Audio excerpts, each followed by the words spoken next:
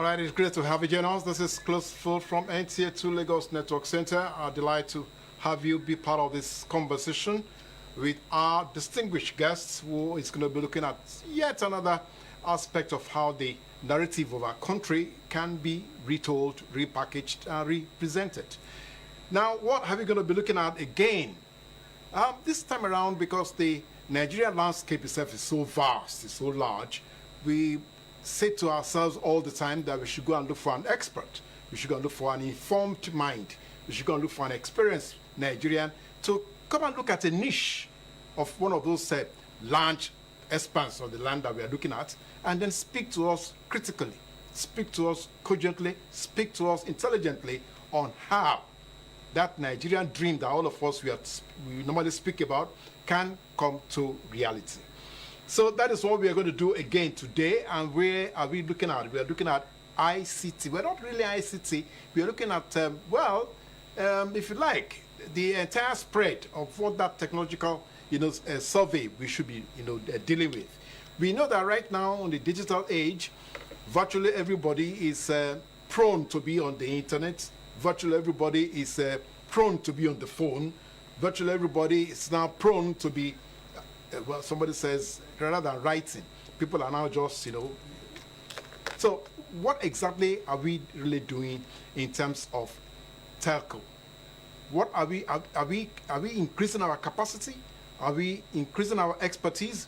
Are we actually mastering what it requires, the architecture that it requires for us to build the telecommunication facilities and infrastructures that will make Nigeria to become one of the greatest nations on the face of the earth? That is number one question.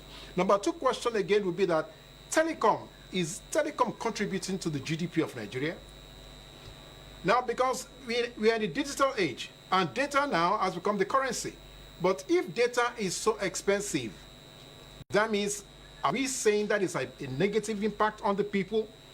Now, I don't have all the answers. I have an engineer in the house. I have somebody who is an expert in this field, who actually I like to call Prof, because of his, not just because of his intelligence, but because of his passion. He believes that Nigeria, that all of us that some of us want to be scammed off. We want to jack by one. No. He doesn't believe in that. He sees Nigeria as a future of even the African continent. And he's looking at it from the telecom aspect. And he's saying that, yes, we can bestride the entire African continent and the entire world if we apply ourselves. That is his own conviction. Now, so you have to join the conversation to see if what he's saying is true, or to argue with him, to let him know that, no, what he's saying cannot be the truth. He is an expert in his field. If you know that you are an expert or you are as passionate as he is about Nigeria, then join the conversation. Wherever you are in the world, yes, because we are streaming live, so join us now and be a part of how the Nigerian story is actually being repackaged. So what are we looking at? We are looking at how to accelerate the opportunities in the telecom industry as the economic growth factor for Nigeria. Stay with us. We shall be back shortly.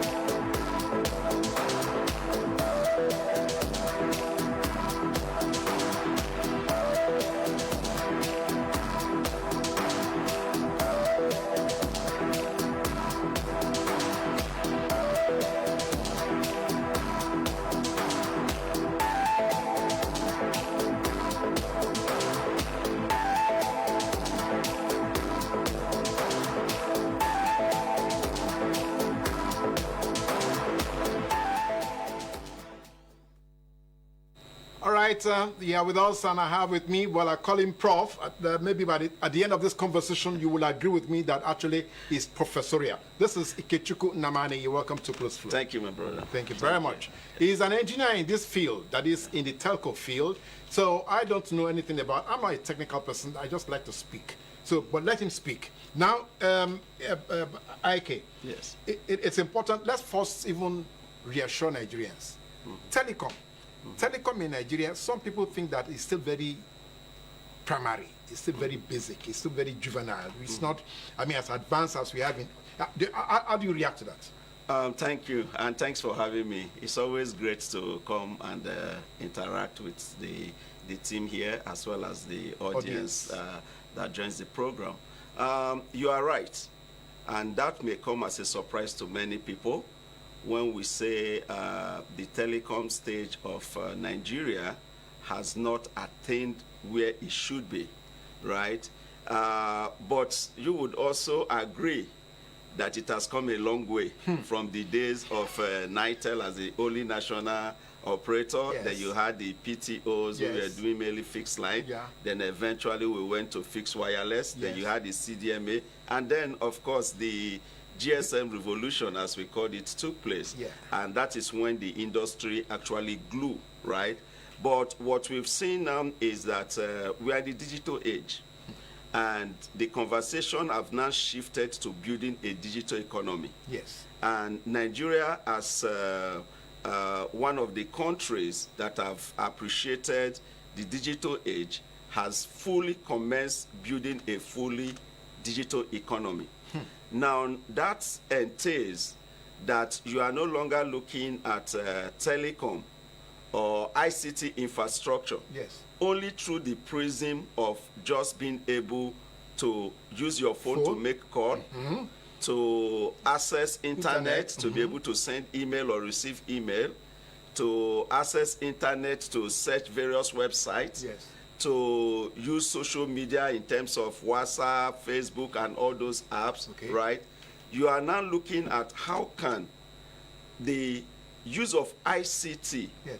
actually grow the economy, Yes. actually better the quality of The life life. of the Yes. citizens. Yes.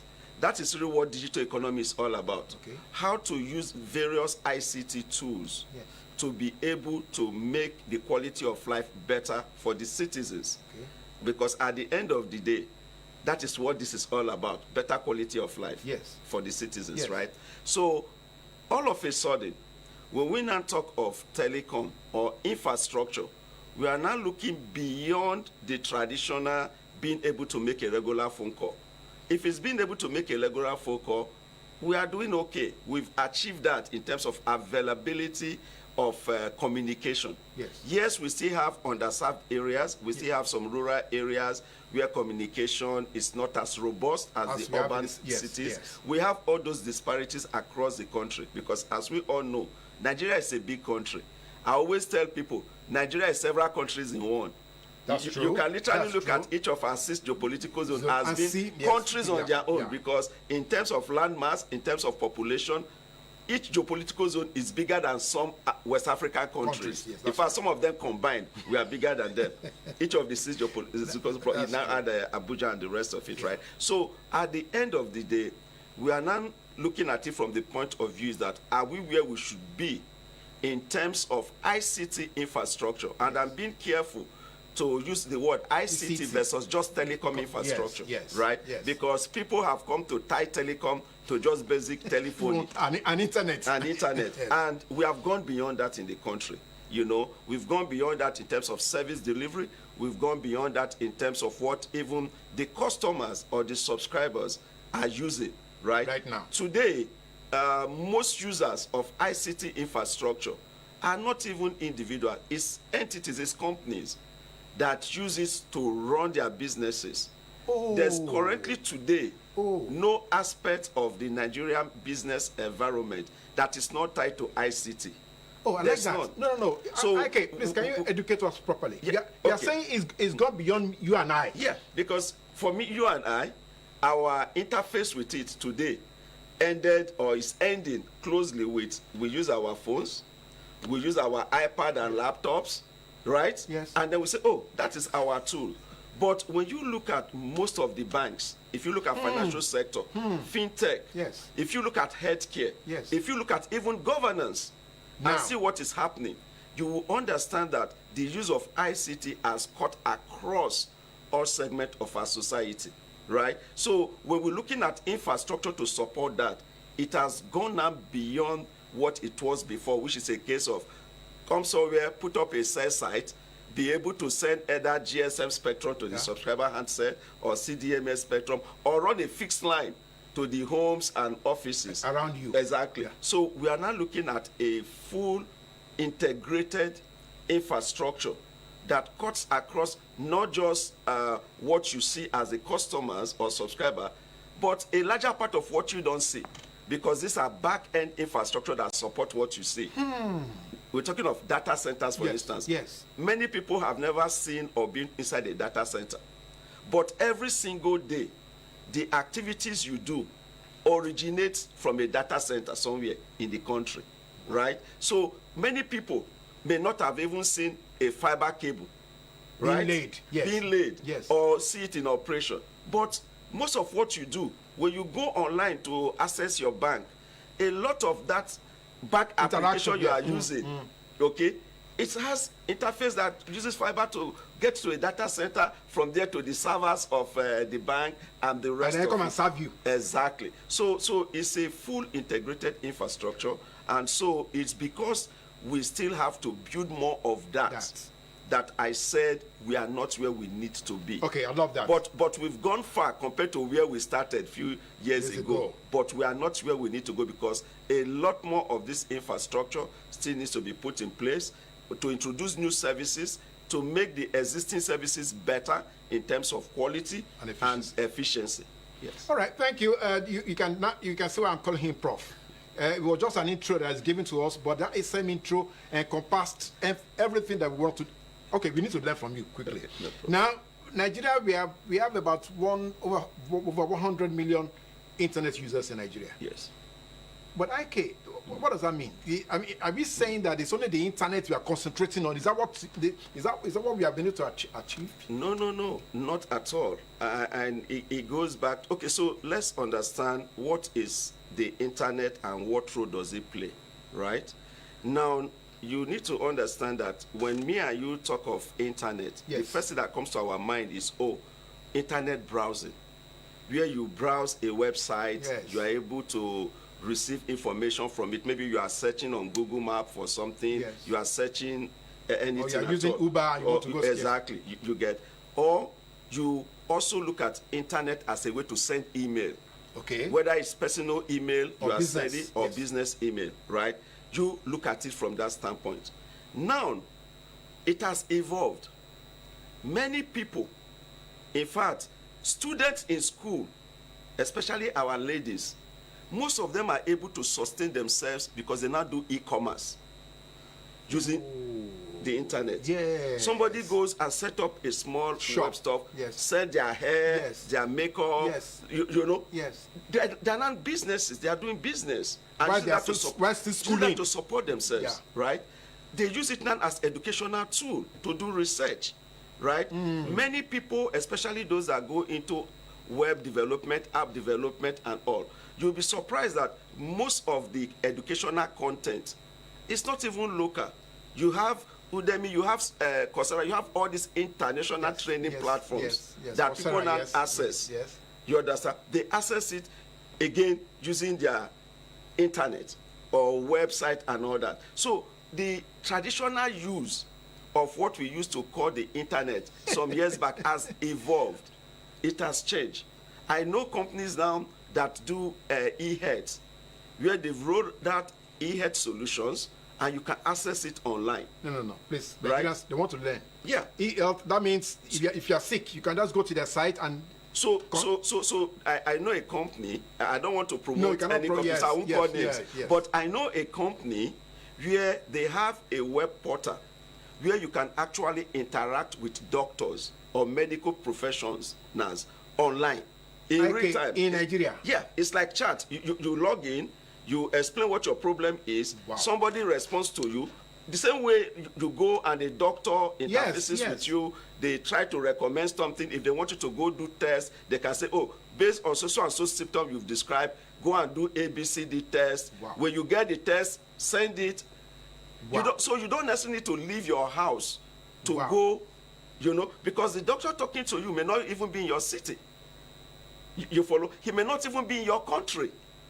A particular company I know. Yes, can do that. So they get experts from experts everywhere. from UK and all that, who also are members of their medical team. Wow. That you log in and they give you medical solutions. Okay. The good thing I like about them is that they are also practical. For instance, when they talk to you and they say, "Oh, go to one of these to," yes. So it's practical, and they have to review the results you come back with and submit to them.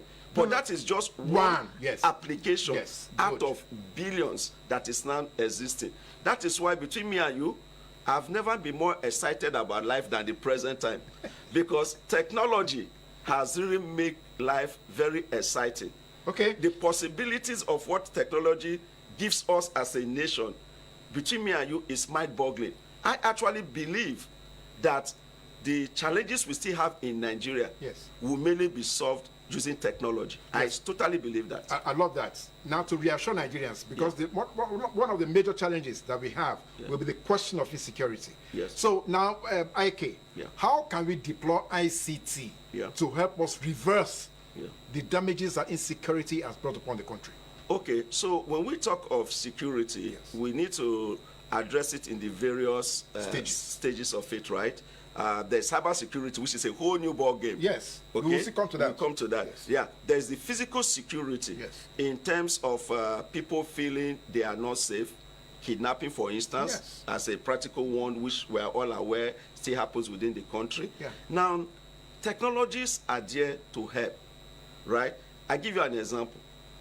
Somebody, I read this in one of my, I think my university WhatsApp group, okay, where somebody reported and posted that somebody was kidnapped and they called seeking for ransom, right? Yes.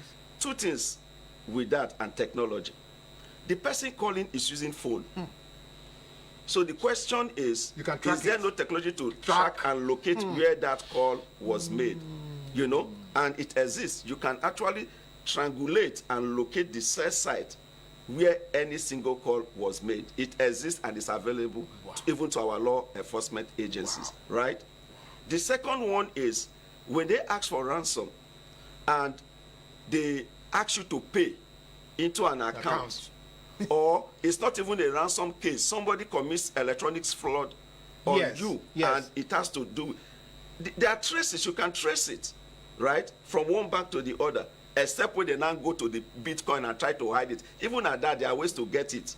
You understand? From there too. Yeah, but it's more complicated than just, oh, this is the bank account the money was paid into, who owns it, what was the KYC that was done by the bank when the account was opened, is it accurate KYC for you to be able to actually go locate the person. But technology, as I said, exists to solve it. Only where I feel the problem is the human capital side of it. I feel that is where the problem is, not technology.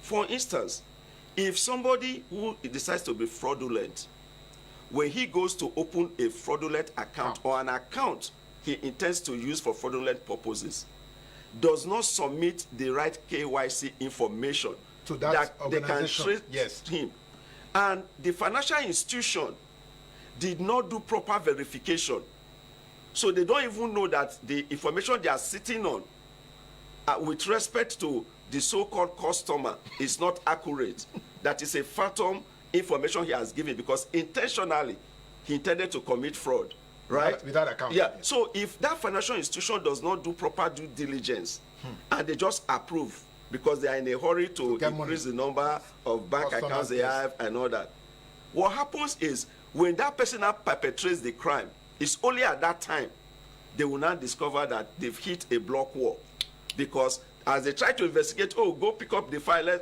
you find out that you've hit a block wall. Maybe you've shown up somewhere that is a forest that was somebody's supposedly address, but nobody went to verify. You understand? So that is the human side of it, right? Or when they ask for ransom, let's say our security agencies, Yes. even if they are able to isolate and figure out where a call has been made and all that, they don't go early enough to be able to intervene, or they don't have the resources to be able to, and logistics to be able to intervene. It's not technology. Technology is there. It has done its job, but the implementation of it is another.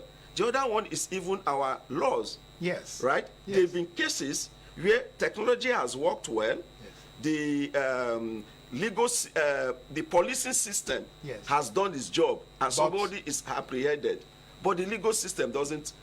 It's not able to punish that person, either because when the security agencies were doing their job, they were not diligent to gather the right information and evidences. A smart lawyer, I use the word smart in parentheses, comes and just messes it up in court, and the person is set free or let go, right? So we've seen all these cases. So these are cases, I'm just using this because it's security, yes, to indicate that, yes, if we decide to use technology, we can truly be in a position to solve security challenges.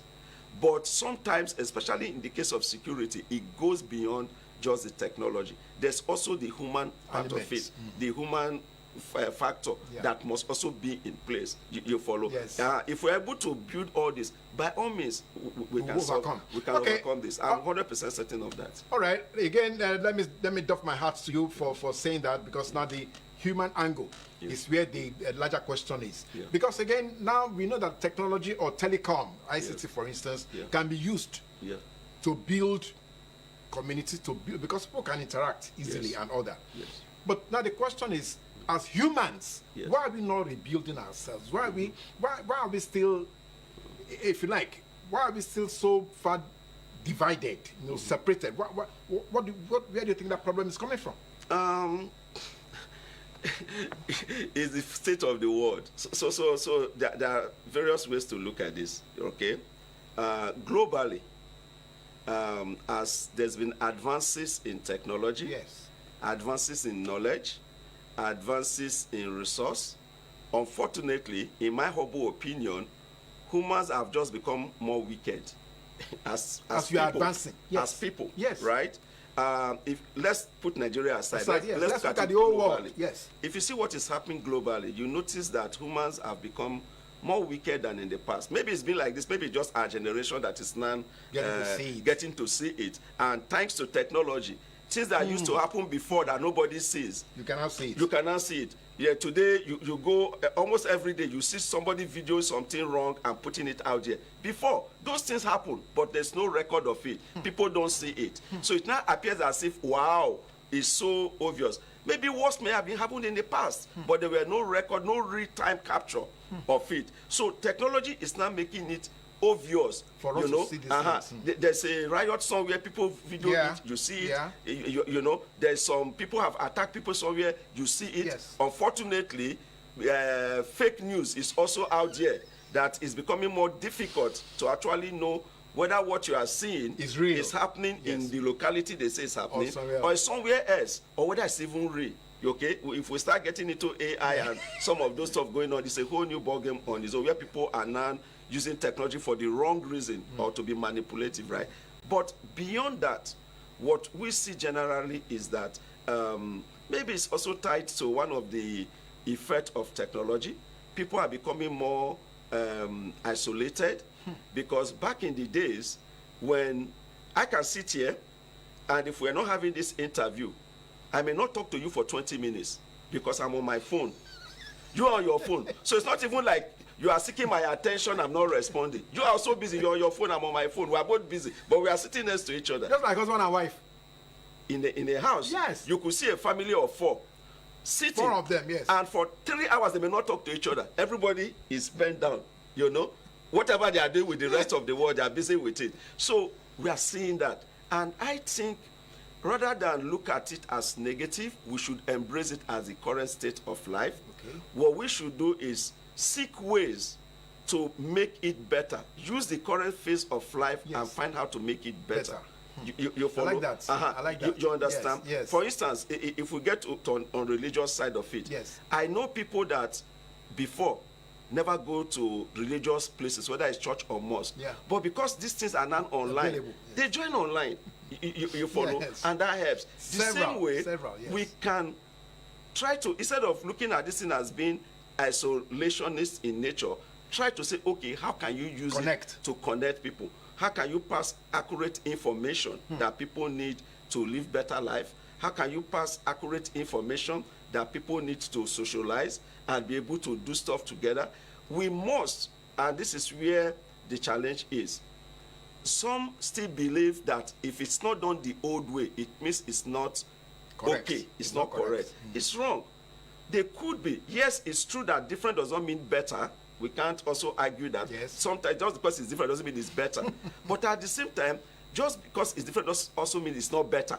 It goes both ways, yes. right? Yes. So we should get away from trying to say, oh, because things have changed, it means it's not good anymore. You follow? The same thing with what you said, but from in terms of humanity, what is happening globally and the rest of it, I just think is that phase in life where humans have just gotten, in my opinion, more wicked. Some things you see, not forget Nigeria. Yes, we have all over the world. Here, yes. all over the world. You know what I'm talking about. Yes. If you just look at global reports even with the current incidents on a daily basis, East, yes. you just find out that humans just needs to have a rethink of what humanity is. It's all about. You understand? People are just getting a little bit more selfish. You know, all about me, my, you know. I need to be sure I only take care of myself, not understanding that you are only as good as your neighbor, right? It's just the reality of life. Yes. You know, there's a limit to when it gets to, and you find out that you're on your own with all you've put together, you know, and that's just what we need to look at. But technology, for sure, if we look at it from, say, let's use technology to better all this, we can achieve it. Okay, all right.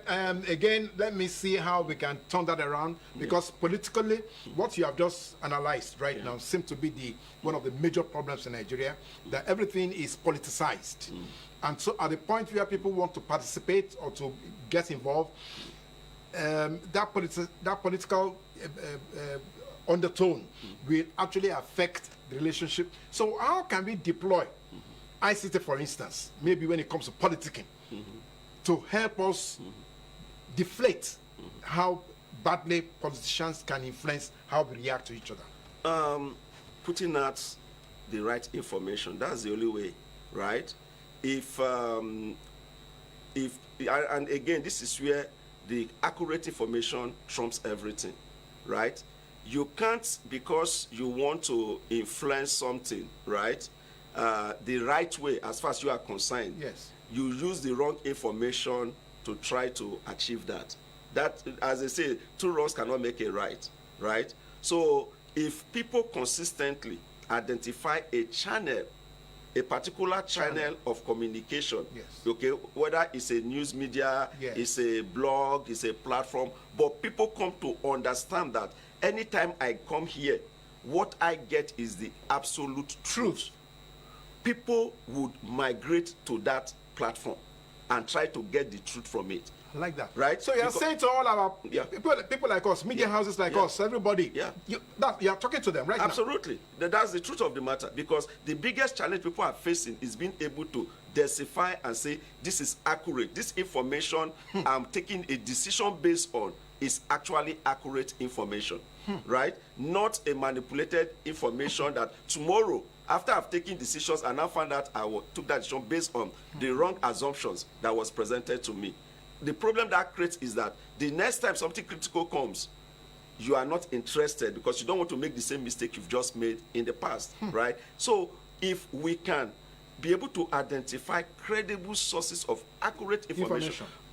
Forget the content of the information. Let it be accurate. It can be good information that people are happy about. It can be bad that people are not happy about, but let it be accurate. That trumps every other thing. That trumps every other thing. Because it's when we don't have faith in the accuracy of the information we are acting on that we even stop acting at all. We lose faith in it. So if we solve that, then the second part is intentionally, let's now promote good habits. good social habits, good stuff that is good for the country. Okay, yes. First is let it be a trusted source, so when yes. people see it, they actually say, okay, this thing is the right thing, but let it not be the true information. You get? Yes. So ultimately, people will start changing. Let's not be naive to assume that this thing will happen overnight. It takes time, okay. but it will happen. Let's take a break. Yeah. When we come back, because you can see his passion already, he has given us the hope. He has reawakened our hope in Nigeria because it can happen. That's what he's saying. So stay with us. We'll be back shortly. Government of Nigeria warns vandals of national assets, electricity transmission towers, cables and other facilities to desist from this act of sabotage. Vandalism is a serious crime punishable under the law. Vandalizing electrical equipments will affect millions of Nigerians, including your loved ones. Remember that national assets belong to all of us, hence the need to protect them. Report all cases of suspicious movement around electrical facilities to security agencies. When you see something, say something. This message is from the Federal Ministry of Information and National Orientation in collaboration with the National Counter-Terrorism Center, NCTC, Office of the National Security Advisor.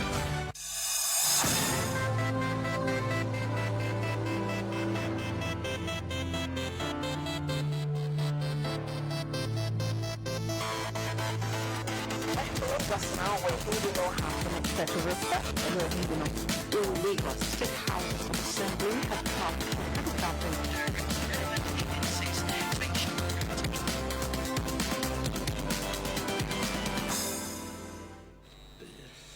Thank you so very much. I must say that my prof, Ike, has already, excited so many of us watching this show, and so we have so many viewers online right away. So let's quickly get Ike to respond to some of your. Now let me start from Bola. Bola from Oboro. Bola says, kudos to you, Ike, enjoying the show so far. My question is, why is data so expensive? Thanks, Bola. I hear you, and let me say, this may shock people, given that I'm in the telecom space. Yes. I, as a citizen who is also a subscriber to telecom service, also wishes it can be cheaper.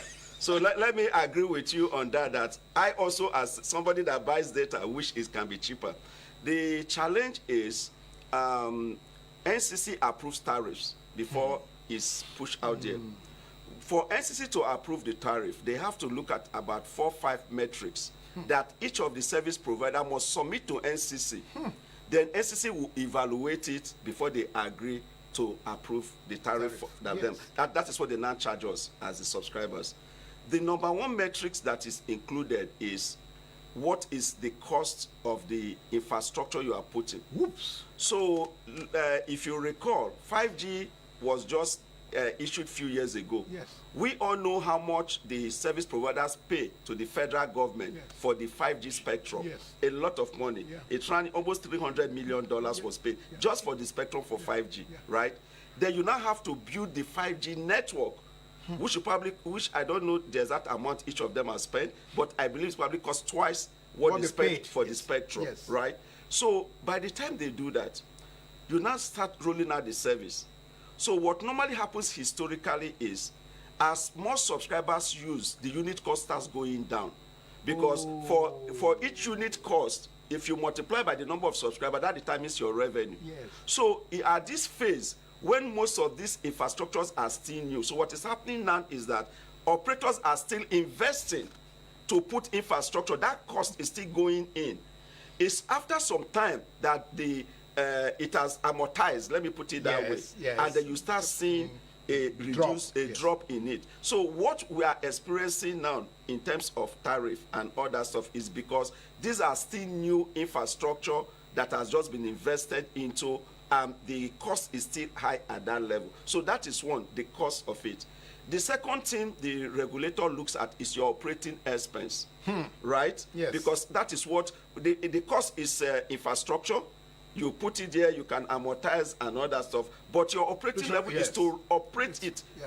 You need to have power 24 hours so that the cell sites are running, right? You need to make sure your staff are able to come to work, you pay them the right salary, you do all that stuff, okay, your operating expense have to be there, included, which is also included. As we know, over the last few years, operating costs have been going up. Just last year, the utility companies, Eco, Disco, and the rest of them, they increased tariff from 68 naira per kilowatt hour to almost 3 times that, right? We all know that because band A and all that stuff, right? So that is a cost that goes towards operating expense that you must carry as an operator, right?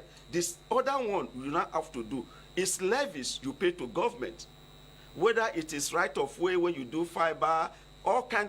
Today, one of the biggest challenge which we are addressing with the government is what we call multiple taxation, where for the same service, several agencies of government collect different levies on it. All this goes as part of the cost and is included in the cost. The other one is the cost of funds. If you check today, if you go to collect money from any financial institution in Nigeria, interest rate goes anywhere from 20 to 30 or to 40% interest rate. That is a very high cost of fund. In other parts of the world, interest rates are single digits. Some of them as low as 5%. You follow? Here is the direct opposite. So that cost of fund is also a component that is there. Then, of course, if you are a for-profit organization, you have to make a reasonable margin. That is where the regulator can say, no, 15% margin is fine. That one. But the other ones are costs that you can't do anything about. You understand? Today, we don't have local manufacturing of these devices, so you have to import them. Even import duty in Nigeria is one of the highest in the world today. So when you lump all this together, that is why they submit to the regulator. Regulator will take time. They have consultants that will break it down before they approve it. So unfortunately, my brother, and I say unfortunately because even I, as a user of the service, I wish it would come down. That is what is leading to that. Now, how can we make it go down?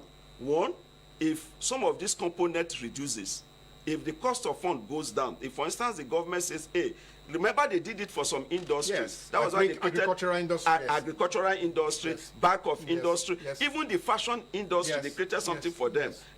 Even entertainment. So if government can look at it and say, oh, let's create special funds to reduce the cost of borrowing, the cost of funds. By telcos. Immediately, that component, because SEC would insist they reduce. Once those things go down, SEC will say, look, your tariff should go down because your cost of fund has gone down and we have evidence to prove it. You understand? If the operating expenses, let's say tariff from electricity, diesel, goes down, you will start seeing it. So those are the things that when they happen, hopefully we start seeing a reduction in this thing. Okay, all right. Bola, I hope that answers your question. We have Shemun for Shagamu. Shemun says, when do we eventually graduate to where data is like power? Well, you have just mentioned it, but just let Shemun know that maybe if you follow the conversation, exactly. So when you say like power, I hope you are not talking that we should go take a tariff to band A, and, because band A price is not funny at all. You know. Okay, all right. Now we also have Grace from Lagos. She says you have given us a very brilliant exposition on how technology can be used to combat insecurity and criminal activities.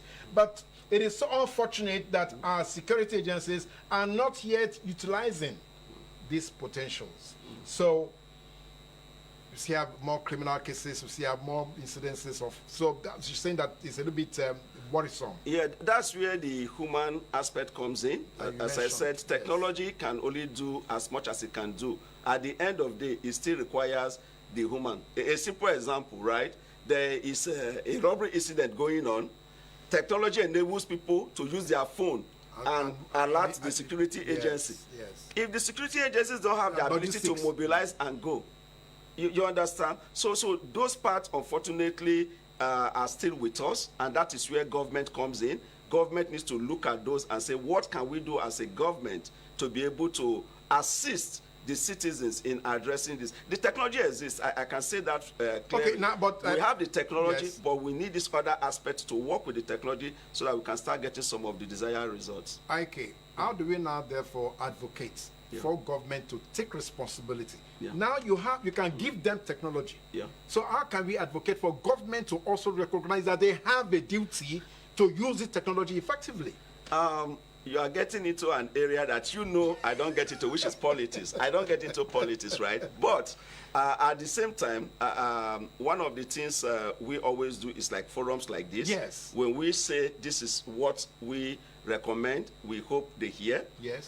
We elect people to these positions, and the rule of law globally is that if people are elected, they should be held accountable. Yes. If not, the next election, you simply don't vote for them, yes, right? and vote for somebody else. Yes. Yeah. So maybe when we strengthen our electoral process, then those we elect will say, oh, wait a minute, I have a duty to deliver. If not, I won't get there next time. And that could also help. But we don't necessarily need to wait for the next election. The truth is that more damage would have been done if we say until we vote them out or we vote somebody in. You understand? The truth is, it's in everybody's best interest, right? Both the elected officials, both the citizens, that this country work. That is the honest truth. It favors everybody. You know, yes. A well-run, a better Nigeria favors everybody. I can assure you, even those elected will sleep well and be happier if the citizens are also happy. Yeah, if they're sleeping well. Yes. That's the truth. So let's just come together and figure it out. I think that's the summary of that in all reality. Okay, well, he has given it back to all of us because you yourself, as a voter, you also have a responsibility. That's what it's saying to us. Now, quickly, before we leave, because my producer is saying the time is running out. No, just shortly. Yeah. Now, you are also an advocate of social change. So we are saying that as an expert, can we create a forum? Is it possible to activate a forum now that local governments have become autonomous? Can we activate at the grassroots level, where some of these positions you have tabled here can now be shared to the people? Absolutely. Why not? Why not? In fact, and I think this is one of the good things coming to Nigeria at present. Everybody know globally, it's not just specific to Nigeria case. Globally, development happens at the local level. Globally, go to any country. They call them abroad, they call them the counties. Globally, it happens at the local level. So the more you can localize this, you understand, the more you empower the local government. Yes. That is where you start seeing more results. That is the truth. Because nobody would not want to make their locality better because they live there. Yeah. It affects them on a daily basis. It affects their family. So by default, you want to make it better because you have this fiduciary responsibility to your relatives and people around you to make their life better. So that is one of the things I'm excited about, that we are seeing even from the government, that push towards localizing and sustaining and empowering the local government and activities at the local level. By all means, if those forums are there, why not? It will help. Again, as long as, and I need to be realistic, as long as we don't politicize these things, as long as we are sincere in our objective that we just want to make things better, not to turn it, we call it a forum, the next thing we are trying to turn it to a political party, then everything will scatter. So if we say we want to set up a developmental agenda, let's focus on that and see if it happens. Yes. Okay, all right. So your last word for Nigerians, okay, because yes, things are difficult in the country. Yeah. Many people are now Japanomics has now become a part of our feature story. So how do you want to reassure Nigerians? The truth of the matter is technology is here to help us. I'm very excited with some of the development I see. There's a lot going on, even with the various regulatory agencies that are in charge of ICT. They are coming up with new policies that is really going to turn Nigeria around for good. I'm very optimistic about the future of Nigeria. I've said that over and over again, irrespective of whatever challenges we are facing today. I'm one of the big believers that Nigeria has the potential to be one of the greatest nations on earth. Everything is there. We've got the population. We've got not just the population, but we've got a very youthful and smart population, right? Today, if we can empower our youth to pick up ICT skills, we can not only be a nation that uses ICT locally for our own good, but we can export it, right? it can become an export that will generate us foreign currency, even as a nation. India is doing it. They are exporting ICT. China is doing it. They are exporting ICT. Nigeria is seated and situated to do that because we have a very youthful and brilliant population. One of the biggest in the world in terms of the youthful population and how brilliant forget that when you see them, they wear dreadlock. Forget that. Believe me. What is in their people mistake that and you harass them. They are no. These are today the normal youth who is a nation builder, game changer, doesn't wear suit and tie like myself. We are old school. So the fact that I wear suit and tie doesn't mean that when you see them with their baggages, they are criminals, they are unserious. Let's remove that tag from our youth. That stigma. Let's remove that stigma. It's wrong. It's not even accurate. Because if you interact with some of these boys or girls, see what is in their brain, see what they are churning out in terms of ICT solution, you'll be blown away. Because the biggest fintechs in Africa right now are Nigerians. And Nigerians. You'll be blown away. So I see that because I interact with them. So I respect that because I know this is the strength of the nation, right? The second part of it is as long as we are open to embrace technology and know that it's here to stay, as long as we keep building the digital economy, a lot of the challenges we face today, we will solve it. Thank you, sir. Thank you very much. Thank you. Now you can see why we don't allow him to always go away, because he will never leave the conversation, empty-handed. You can see that you have so much takeaway that you are going to digging into when you go back to all our social media handles and revisit his conversation. Thank you so much. Thank you, sir. Appreciate it. Always great to be here. And for our viewers, it's never over on Closed Flow. Go to social media handles. Go there, lock in. Maybe your own questions did not land on my table, so that you can then ask him your question right there on the social media handle. Until next week, it is bye from us.